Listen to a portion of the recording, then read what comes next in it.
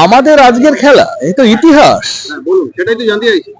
হ্যাঁ, সেটা হচ্ছে যে আমরা গত বছর মানে বছরের মাঝখানে আমাদের মনে হলো যে ফুট টেনিস যারা খেলতেন হাওড়া তাদের যথেষ্ট সম্মান প্রদর্শন করেনি, মনে রাখেন। আমরা তাদের একটা মানে মনে করবার জন্য চা চক্রে আহ্বান করলাম এবং তারপরে এটা নিয়ে কিছুদিন কাগজপত্র ঘেঁটে বিশেষ করে আমাদের সাহায্য করলো আমাদের এক বন্ধু, সে হাওড়ার ইতিহাস চর্চা করে। তাতে আমরা দেখলাম যে এই ফুট টেনিসের মাঠ থেকে সুকান্ত মুখার্জি 1976 সাল higher secondary Shibpur Dinabandhu branch school থেকে, তার সাথেও কথাবার্তা বলছিলাম। আমরা দেখলাম ফুট টেনিসের মাঠ থেকে ভারতবর্ষ 5 জন ফুটবলের ক্যাপ্টেনকে পেয়েছে এক সময় ধারাবাহিকভাবে। নামগুলো বলুন। শৈলেন মান্না, বদ্রু ব্যানার্জি, অশোক চ্যাটার্জি, সুদীপ চ্যাটার্জি এবং আরেক অরুণ ঘোষ, সনাম ঘোষ।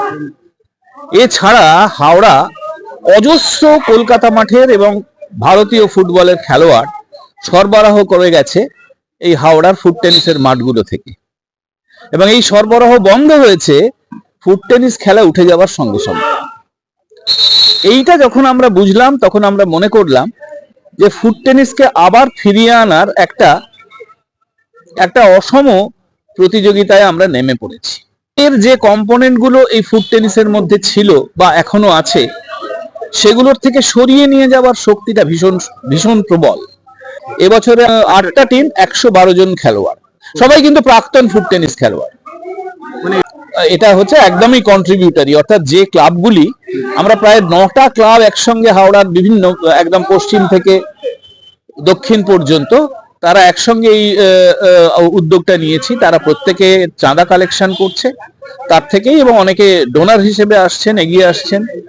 এইভাবে বিভিন্ন মানুষের উৎসাহ উদ্দীপনা এবং ক্লাবগুলোর সাহায্যে, বা তারাই তো অনুষ্ঠানটা পরিচালনা করছে, এই ঘটনা ঘটে চলেছে।